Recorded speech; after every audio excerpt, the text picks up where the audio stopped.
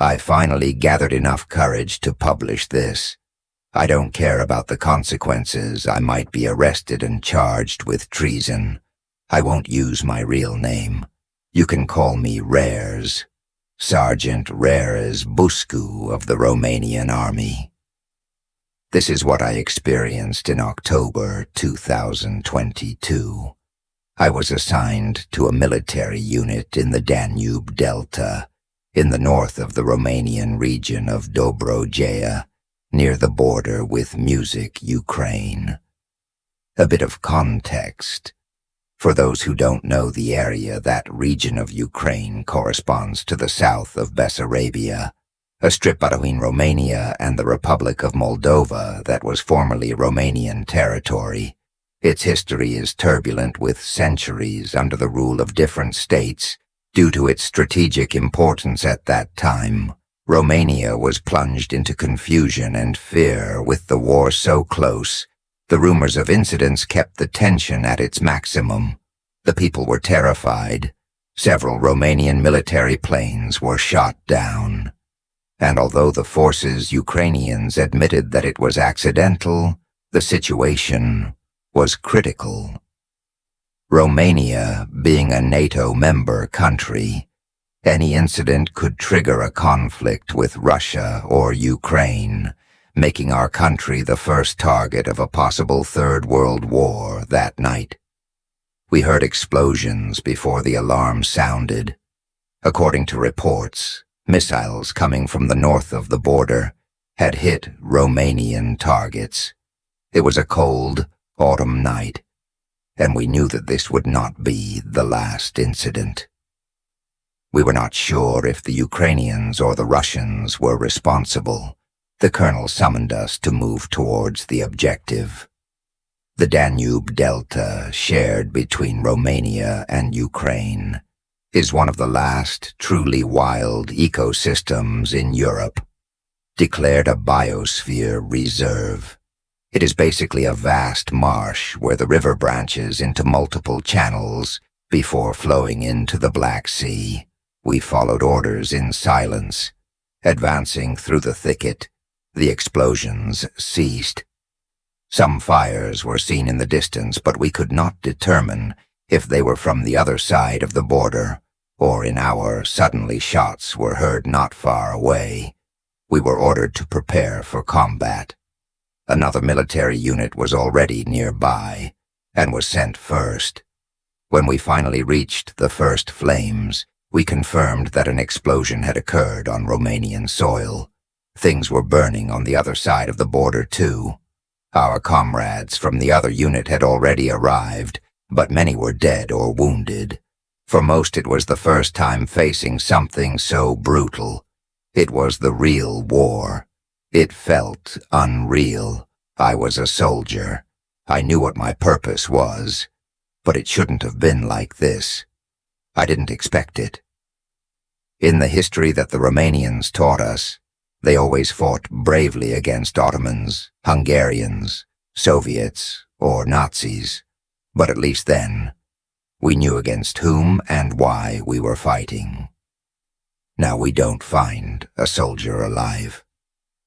He was breathing with difficulty when the colonel shouted to him, "Report what has happened." The soldier replied, "They attacked us. They fought each other at first, but then the Russians came towards us," asked the colonel. "We don't know.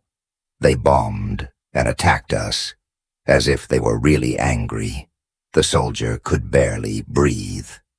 The colonel let him, and after observing the surroundings in silence, ordered that what that meant, part of me wanted to flee. I did not fear death or physical injuries. I was afraid of being part of this dying in a senseless and shameful way as we crossed. I wished for a stray bullet to get me out of this. I was not old. I was barely over 20 years old, but I wanted it all to end before moving on. I thought about deserting, but being judged, and I was even more terrified. My thoughts swirled without ceasing. On the other side of the bridge, the colonel led us into the thicket in the twilight of dusk. I did not know if he was clear about what he was looking for, but it no longer mattered. The trees formed a dark and frozen forest. Then something changed inside me. I felt a different, deep fear, as if everything I knew was being devoured by a dark and implacable force. Suddenly they started running and shooting. I could not distinguish if they shouted in Russian or Ukrainian. The uniforms were confusing. They shot at us from all directions. The colonel ordered to open fire, and we complied. Shoot anyone who was not Romanian, and who aimed at us. I didn't care if they were Russian or Ukrainian. Some of us, too, fell chaos. Enemies I didn't know. And that uncertainty tore at my soul. I thought that maybe in another war I could have been a hero, but not in this one. While we fought, the hot liquid from a bullet that had hit me in the shoulder ran down my hand as soon as I felt it. Our attackers, as the departed comrade had described, seemed angry eyes bulging, mouths open, charging towards us, and at the same time running away from something else as we, from the forest, as if something was pushing us. The incidents became less frequent, the clash calmed down, and the silence took over us almost completely. I continued running deeper into the darkness. I heard calls in Romanian. I asked one of them, but then decided not to, so as not to draw attention. It was a cold and bitter darkness. Suddenly I collided with something in the darkness, something that entangled me, like a kind of net that held me tightly. No, I was not entangled, rather stuck to it. I tried to get out of it by force, but the more I tried, the less able I was to free myself. My mind felt almost completely unable to handle this new threat, and began to fade away. However, like a faint whisper, a thought came to my mind. Take the combat knife from your boot while you can and cut it quickly. I obeyed the thought and managed to pull out the knife. Fortunately, my right arm was almost completely free, and I was able to grab it and start cutting.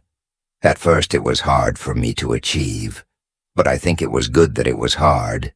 If it had been easy, my mind would not have calmed down. It would not have settled down, and I would have run again blindly. At first I was desperate to see that it was so difficult to cut, especially because I clearly felt that I needed to get out as quickly as possible. As I struggled with the process, I began to become more aware of my situation and my surroundings, and although I knew I had every reason to finish as soon as possible, I was able to assess my surroundings and what surrounded me more calmly. Few people were nearby at that moment, few shots, some screams from time to time, when the darkness seemed unreal and intoxicating. I tried to get rid of this thought as it began to take over me, but I could not escape from it. And something similar whispered in my thoughts that something very bad would happen to me. Soon, if I did not get out of there quickly. In fact, when I was about to cut it completely, I heard a rumble in the trees behind that net from above towards me. During the last two, before I freed myself, I managed to glimpse something moving, but I escaped and backed away.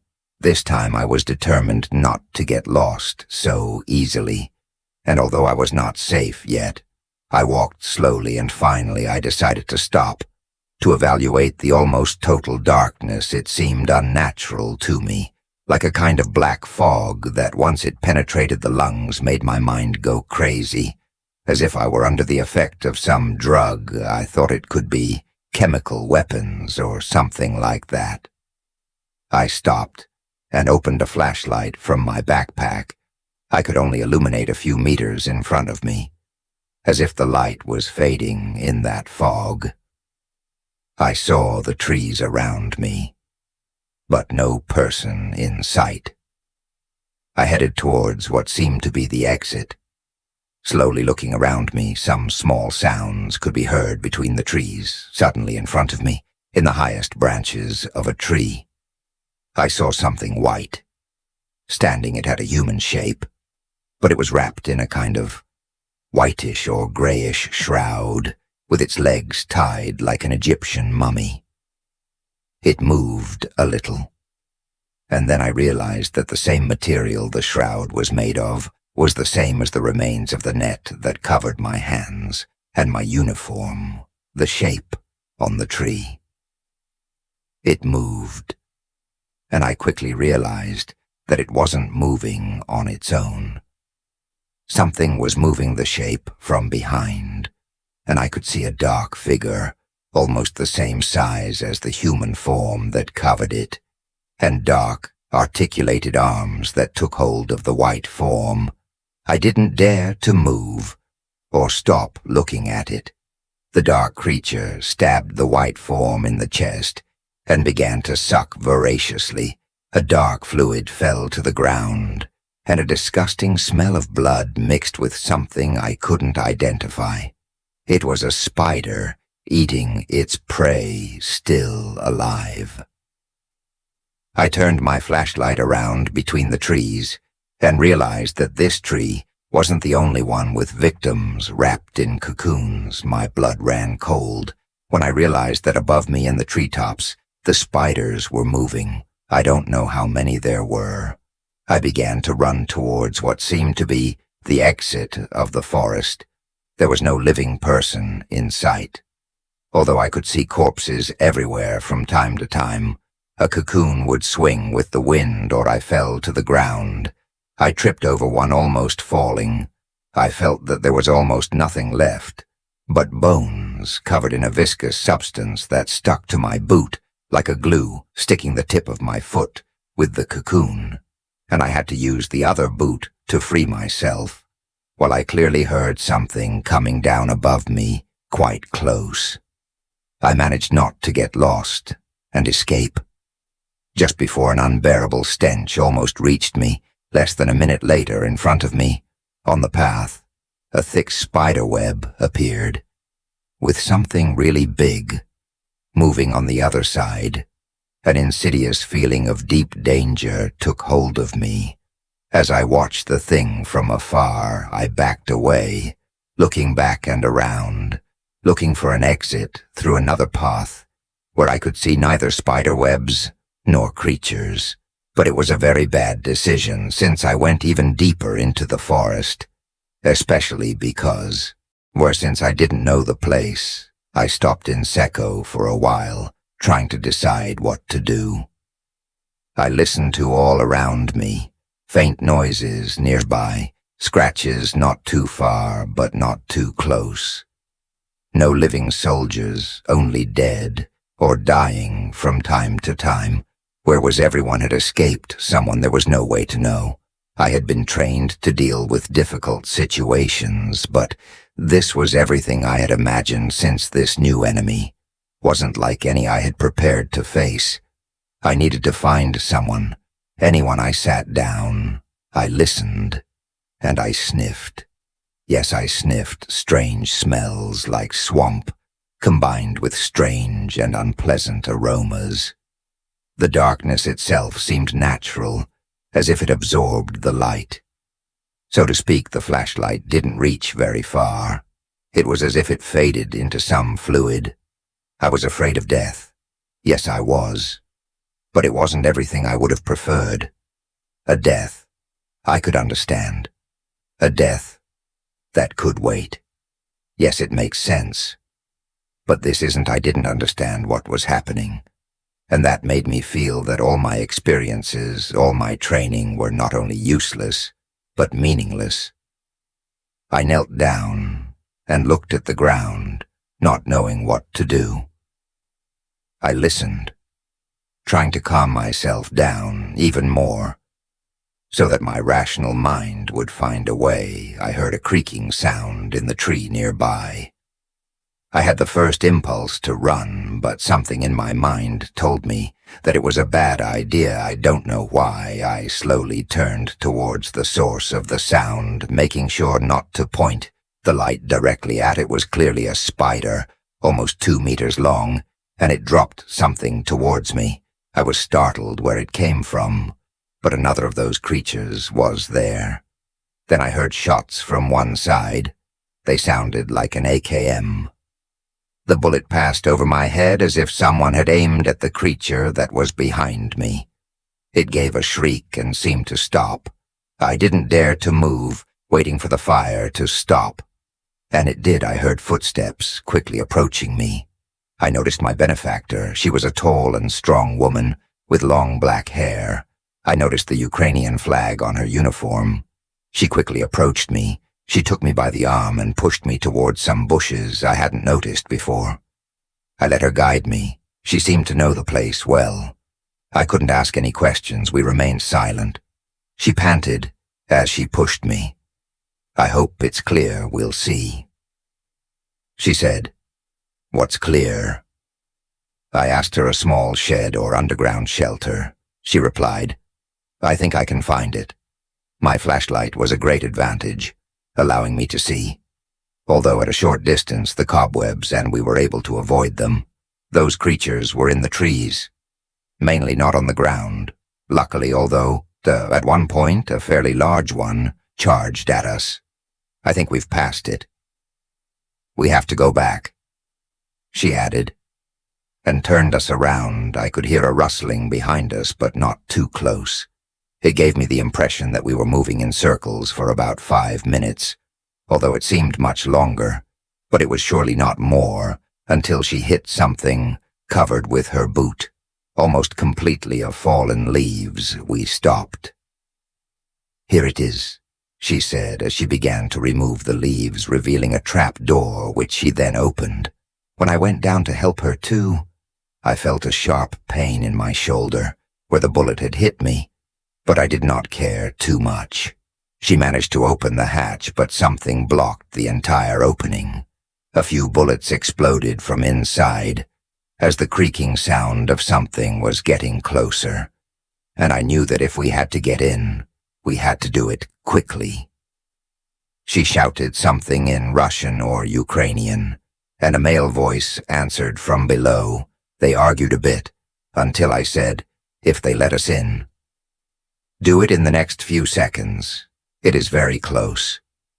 Because a spider the size of a 10-year-old child was a few meters away, she began to plead, and it worked. The man managed to push the improvised barricade of the trap door to let us through. The woman was the first, as the creature approached. I struggled to turn around, in order not to lose sight of the spider that was centimeters away from me, without realizing it. I placed the flashlight towards the creature. 2 things happened at the same time. The first, I saw a deeply dark entity, so dark that it gave chills, emanating something as if it wanted to consume everything that was near, something I felt in its eyes. Although I could not distinguish them, but I could feel that they were there in that gigantic black mass. The second was that the creature stopped dead when the beam of light hit the place where I felt the eyes were. For a few seconds, those seconds were enough for me to go through the hatch. I tried to close it, but the pain in my shoulder prevented me from pulling hard, and a dark shape covered the little light that came in from outside. The coldness took over my body, and the stench made me nauseous. I could hear sounds of a mouth that was not chewing anything, anticipating biting my flesh. A hard, sticky, articulated arm, hairy and black, entered a few seconds. 2 before a bullet from inside hit the arm. Applause. A shriek, and the arm recoiled just enough for a thin man in a Russian uniform to come up and pull the trap door shut. Luckily, I didn't drop the flashlight, and a second flashlight held by the man provided enough light to see below. It was a small underground structure, more like a shelter. I wasn't sure if it was a shelter or some kind of storage, as there seemed to be a lot of supplies, mostly boxes covered with dark green tarps. The man headed to the end of the hallway. There were some rooms on the sides, but he went to a larger one at the end. Some chairs, a blanket, some food on the floor, weapons. They were both speaking in Russian and Ukrainian. Sorry to interrupt, folks. Could we speak English, please? I don't know. Russian or Ukrainian. I told them. They stopped and looked at me. He replied, "Okay, that makes sense." I looked at him. He looked to be about 40 years old. He was rather thin and short, but strong in a way. His head was almost completely shaved, head covered with a small military cap. "What is going on?" I asked. They remained silent for a few seconds. Then the man started, not breathing easily, as if trying to keep calm. We fought for about 2 days before they arrived. We were not planning to shoot into Romanian territory, but after so many casualties, soon the strange things started. As the lack of sleep accumulated, some of us started behaving strangely. Not all the same at first. It was just dreams and hallucinations, but now, I don't think they were hallucinations. Some were attacked in their beds by small creatures. Some had small scars on their bodies, but they were discarded, as we were, in the middle of a battle. Some started to fight each other. The colonel ordered them to stop, and then shot all those who acted aggressively. The Ukrainians continued to fight. We had to counterattack. Soon we didn't know if we were fighting against the enemy or among ourselves. I didn't know who I could trust, if I should follow orders or not. Then those things started to appear. No, I paid much attention to them, trying to avoid being killed by my own comrades. But I couldn't deny it. When I first saw a black spider near the edge of the camp, devouring the still living body of our cook, I managed to get close to Yuri, one of my comrades who still seemed okay, and we retreated to the center of the camp until the order came to abandon most of the team and go into the woods near the border, and we were dragged along with the rest into the fields. These creatures attacked us. Some tried to defend themselves, but even those who still understood that we had to face a non-human enemy seemed too confused and unable to defend themselves properly. I heard that we were about to face the Ukrainian enemy, that the Romanians had crossed the border in response to the provocation, when Yuri and I managed to escape and go into the forest on our own. But the spiders were there, more numerous and larger. Yuri was caught by a very large one. Just before I stumbled upon the music trap door, I found the way to. I went in and I started the entrance. The woman. We also had very similar things happen to us. At first we saw small spiders that bit people who began to behave strangely. Unfortunately, our colonel was affected very soon and began to shoot people. The major shot the colonel and shouted that he was the new commander. Some protested, and someone I could not identify shot the major. The floodgates opened, and my comrades began to confront each other. I hid to a certain point. Then, as in your case, I let myself go with the flow, while people began to go to the forest. I sighed and looked at them. You know, my country can be an enemy of any of you.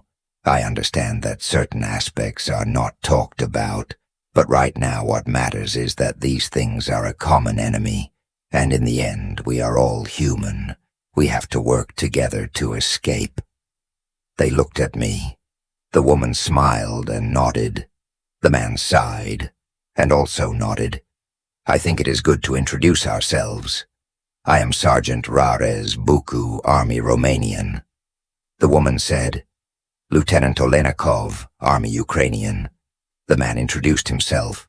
Soldier Dmitri Theodorova tried to help me with my shoulder, as there was a sticky substance on my uniform. Luckily it was just a scratch, and he was able to keep it covered with the sticky substance as something we drank some vodka, and then we approached the entrance to listen. Dmitri told me he was from Ekaterinburgo, and that he had lost his father when he was in elementary school. He said that as a child, he was religious, but that with time, his faith weakened that night.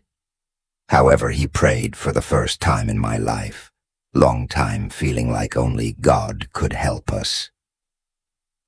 Olena told us she was from Kyiv, enlisted in the army years ago, always competitive since childhood, admiring action heroines, until she got disillusioned with military life and became a hairdresser, created a YouTube channel where she made ASMR videos of haircuts, hairstyles, and massages, dressed attractively over time.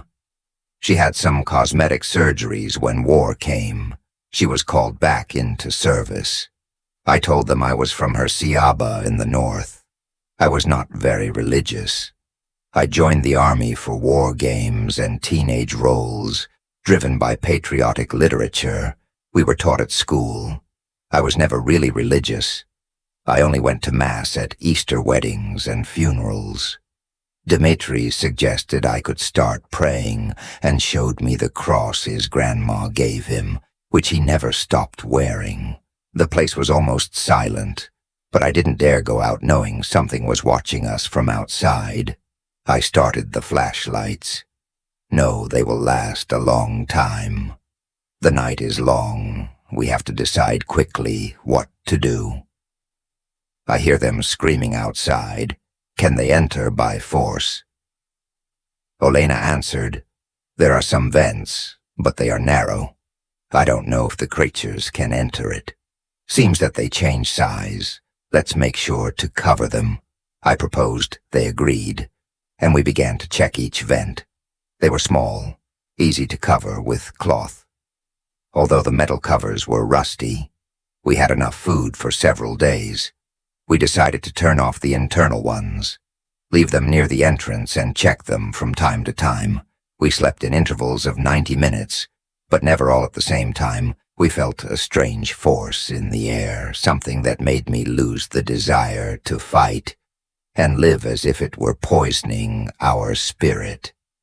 Not only I felt it, but I began to think that it was only a matter of time before I became the food of those creatures, as if something was filtering into the air and entering our bodies. Neither of us knew if that was the work of some weapon of one of the armies, but they seemed sincere. Dmitri. She began to pray, asking for the protection of the Mother of God and of Saint Demetrios, her patron saint. We felt some relief, although the shadow was still present. Shortly, Olena fell asleep next to me.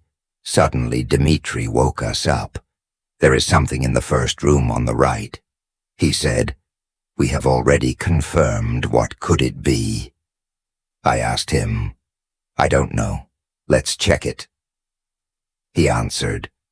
We got up, turned on the flashlights, and went in at first. We only heard a squeak behind a box.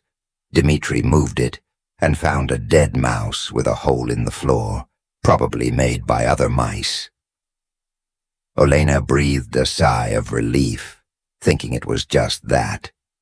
But Dmitri looked around, pointing with the flashlight. I felt scared. I knew it wasn't a mouse that made the noise with the light. I saw something bigger, something black that dodged the light before jumping to Demit's leg, piercing it uncomfortable with the light, but resisted. I took out my knife and tried to stab her between the head and abdomen, being very careful not to be bitten. Dmitri fell to the ground, and I took advantage of his fall to crush the neck of the spider, from which a black and sticky liquid came out. Dmitri removed it with a piece of cloth, but the wound began to stick the clothes to the skin. "You shouldn't have done that," said Olena, coming closer. "The mouth parts will stay in the flesh." Dmitri breathed agitatedly, while the sticky liquid adhered to his clothes quickly. "We have to remove the head and pants." He was somewhat confused. He didn't know what to do. "We have to improvise.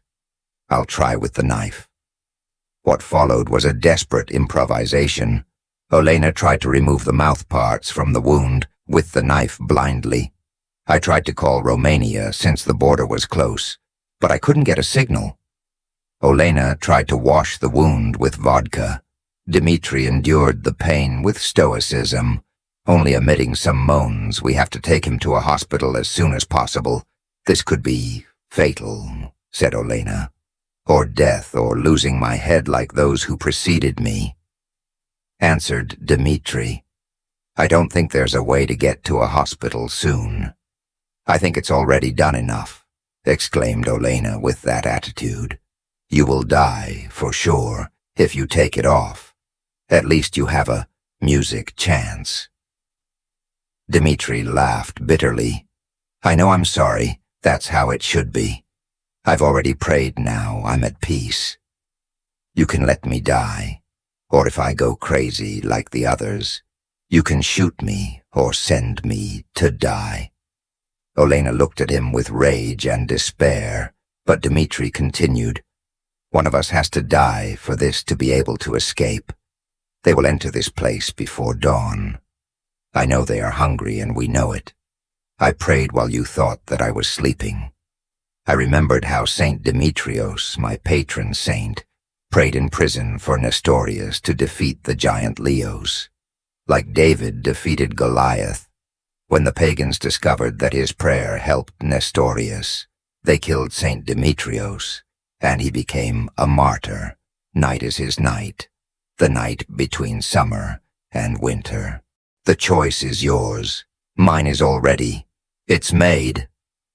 "No," Olena shouted. "Don't talk nonsense. We're going to escape. We'll all take you to the hospital. We'll escape."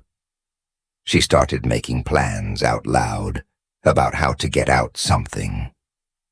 In Dmitri's words resonated in my heart, as if his peace touched me before I didn't pray. But now I felt the urge to do just by looking at him. Still, I helped Olena with the tactics we improvised, torches with pieces of woodcloth and bosca to keep the creatures at bay. We also prepared Molotov cocktails with bottles of vodka and cloth. Olena insisted a lot on that, and I really admired her as well as Dmitri for her attitude. In a way, they complemented each other. "You know," Dmitri said, laughing. "I've heard about this before. It's not the first time it happens. They come where there are fights and deaths. That makes them stronger. They are eager for suffering. They are powerful, but not invincible. I've never heard of someone who escaped from this, but I trust in the Lord you have a chance. And if we don't escape, prepare to die. Ask God for forgiveness for your sins. Even if it's not like confessing to a priest, I will. And what I tell you, tell it to a priest. This is my final confession." He began to tell us his sins. As we prepared, we couldn't stop him. What he told us I won't reveal, but I told a priest. After we escaped, Olena refused to confess, and that made me reluctant to do it too. Dmitri sighed. Everything was ready. Forgive each other. Love each other. Forgive me for everything. Pray all you can. Lord Jesus Christ, Son of God, have mercy on me. Sinner, be prepared for life and death. Death seems certain, but it isn't.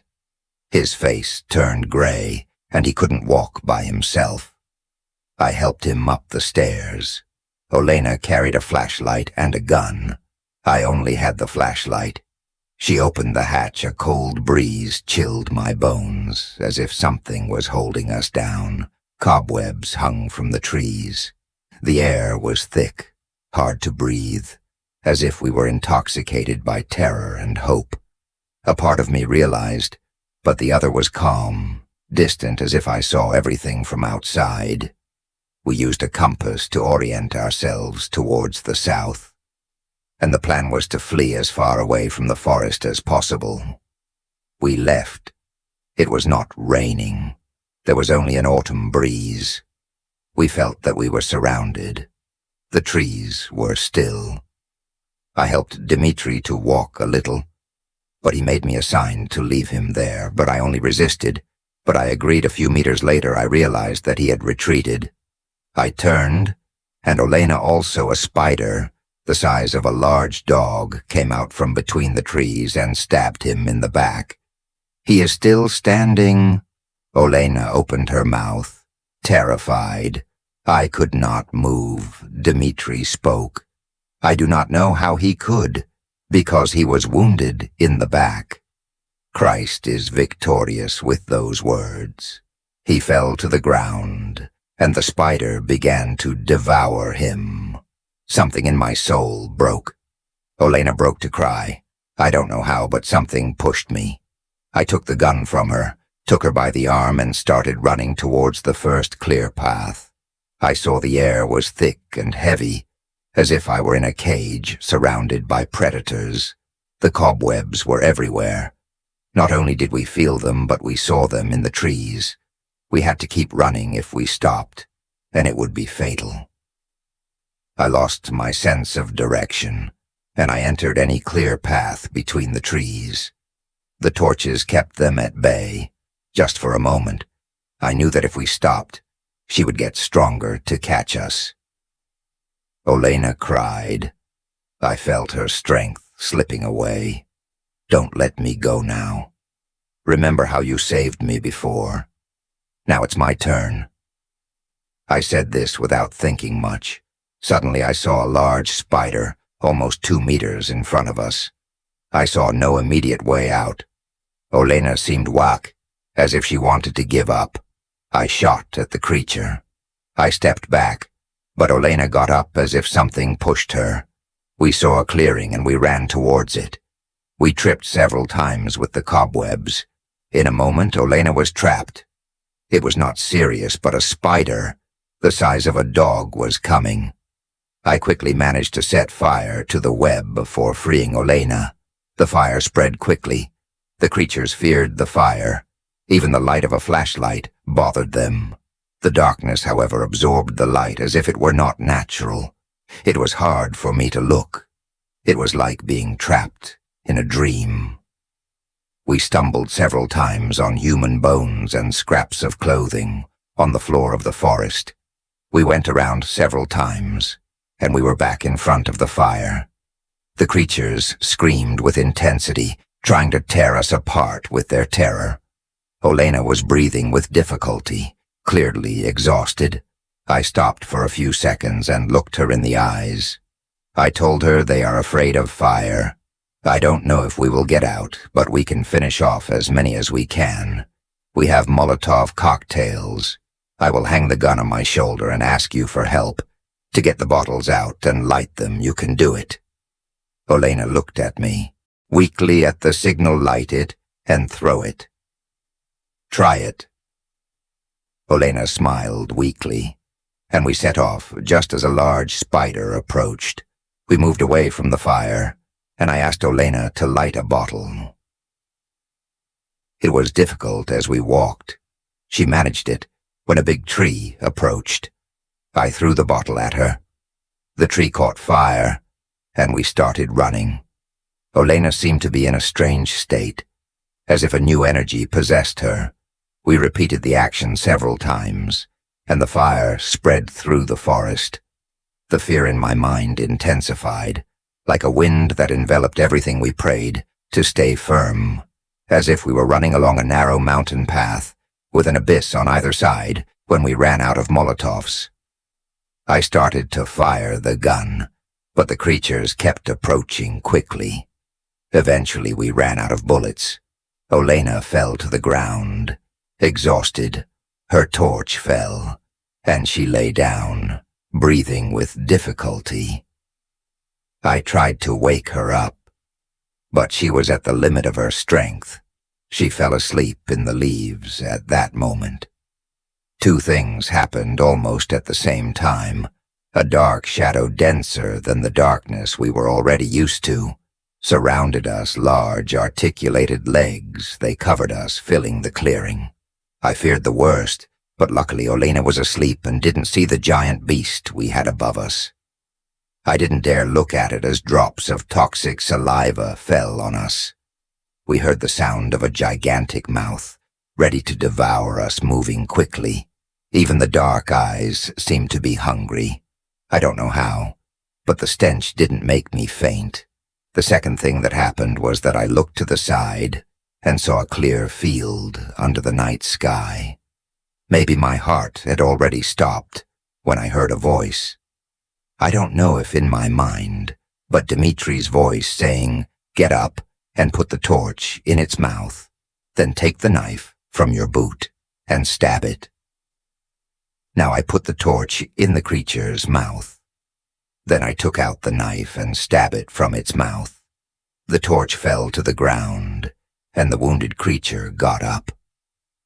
That invisible force helped me lift Olena, put her in my arms, and start running as if I was in a whirlwind. I don't know how, but suddenly I found myself in the field, running with Olena in my arms, who was still asleep. From the forest, we heard the screams of the creature approaching at an immense speed. We heard one last scream and an explosion. I stopped and looked back. The creature exploded in the field while the forest burned. I grabbed Olena and kept running as they slowed us down. I left her on the grass and tried to wake her up. She opened her eyes and sighed. It was over. I told her the Lord saved us. He acted through Dimitri Olena. She started crying. I hugged her. Everything was over.